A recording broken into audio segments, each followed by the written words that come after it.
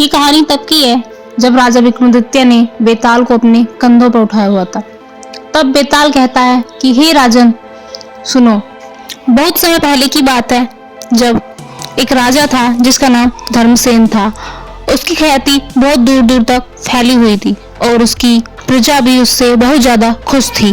राजा धर्मसेन की एक इकलौती पुत्री थी जिसका नाम इंदुमती था। राजा धर्मसेन अपनी पुत्री से बहुत ज्यादा प्रेम करते थे और उसके लिए एक योग्य वर की तलाश कर रहे थे। इंदुमती बहुत ज्यादा खूबसूरत थी और उसकी सुंदरता और बुद्धिमत्ता बहुत दूर दूर तक फैली हुई थी। इसी बीच 3 राजकुमार इंदुमती के राज्य में आए। वे तीनों ही अत्यंत वीर, बुद्धिमान और सुशील थे। तीनों ही अलग अलग राज्य से थे। इन तीनों का नाम था वीरेंद्र, धर्मपाल और तेजस्वी। तीनों ने राजकुमारी इंदुमती को देखा और तीनों ही राजकुमारी की गुणवत्ता, सुंदरता से बहुत ज्यादा प्रभावित हुए और तीनों ही राजकुमारी से विवाह करना चाहते थे। वे तीनों ही योग्य वर बनने के लिए तत्पर थे। राजा धर्मसेन ने उन तीनों का आदर पूर्वक स्वागत किया। अब राजा धर्मसेन के आगे एक समस्या उत्पन्न हुई कि वह किसे इंदुमती के लिए वर के रूप में चुनेंगे। यह एक बहुत बड़ी समस्या बन चुकी थी क्योंकि तीनों ही इंदुमती के लिए सुयोग्य थे। तीनों ही इंदुमती से विवाह करना चाहते थे। इंदुमती के सामने भी यही समस्या थी। वह भी किसी एक को अपने वर के रूप में चुनने में असमर्थ थी।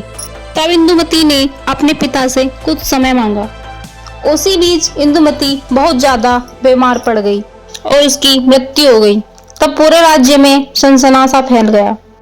यह खबर पूरे राज्य में फैल गई और तीनों राजकुमार जो इंदुमती से अत्यधिक प्रेम करते थे वह बहुत ज्यादा दुखी हुए। वह समझ नहीं पा रहे थे कि ये सब कैसे हो गया।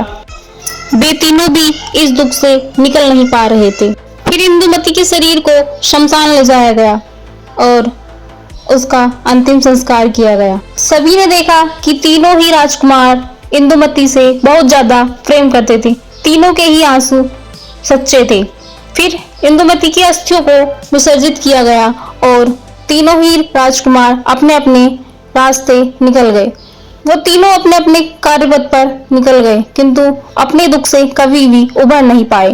पहला राजकुमार वीरेंद्र जो तपस्या करने के लिए जंगल चला गया क्योंकि वह इंदुमती के बिना जीवन जीने की कल्पना भी नहीं कर सकता था। इसीलिए उसने अपना जीवन तपस्या और योग में समर्पित कर दिया।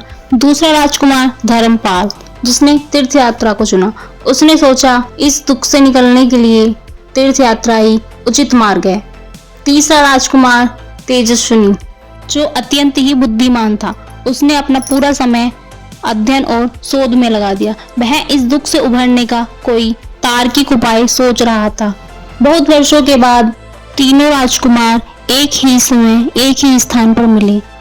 इंदुमती की मृत्यु के बाद तीनों अपने अपने कार्य पर निकल गए थे। फिर तीनों ने अपना अपना अनुभव एक दूसरे के साथ साझा किया। वीरेंद्र ने बताया कि उसने इन वर्षों में कठोर तपस्या की है और भगवान से एक वरदान प्राप्त किया है जिससे वह मृत मनुष्य को जीवित कर सकता है। धर्मपाल ने बताया कि उसने कई दुर्लभ वस्त्र और औषधियां प्राप्त की हैं जो जीवन को संजीवनी दे सकता है। तेजस्वी ने बताया कि उसने ऐसी विद्या प्राप्त की है कि किसी भी मृत व्यक्ति की हड्डियों से शरीर बनाया जा सकता है। और फिर उन तीनों ने मिलकर इंदुमती के शरीर को पुनः बनाया और उसमें जान डाल दी। तेजस्विनी फिर से उसी तरह उतनी ही खूबसूरत और बुद्धिमती बन गई। किंतु प्रश्न फिर भी वही था कि तेजस्विनी आखिर किसको अपने वर के रूप में चुनेगी। फिर बेताल विक्रम से कहता है कि तुम बताओ कि तेजस्विनी के पति योग्य कौन था। वीरेंद्र जिसने अपनी तपस्या से वरदान प्राप्त किया था, धर्मपाल जिसने संजीवनी विद्या प्राप्त की थी, या फिर तेजस्वी जिसने अपनी विद्या से इंदुमती के शरीर को पुनः निर्माण किया। धर्म क्या कहता है? विक्रमादित्य कुछ समय सोचते हैं और फिर बोलते हैं, धर्म तो यह है कि इंदुमती के शरीर को पुनर्निर्माण और जीवित करने में उन तीनों का ही योगदान था, किंतु तेजस्वी जिसने इंदुमती के शरीर का पुनर्निर्माण किया था, इसलिए तेजस्वी ही इंदुमती का पति बनने योग्य है। वीरेंद्र और धर्मपाल ने उसकी सहायता जरूर की, किंतु सबसे ज्यादा योगदान तेजस्वी का है। जैसे ही विक्रमादित्य ने यह उत्तर दिया, बेताल ने एक ठहाका लगाया और कहा, राजन तुमने आज फिर सही उत्तर दिया, इसलिए मैं तुम्हारी पीठ को मुक्त करता हूँ, और जाकर पास के ही एक पेड़ पर बैठ गया। तो दोस्तों, अगर आपको यह कहानी पसंद आई हो तो हमारी वीडियो को लाइक कीजिए और चैनल को सब्सक्राइब कीजिए। मिलते हैं आपसे एक नई कहानी के साथ।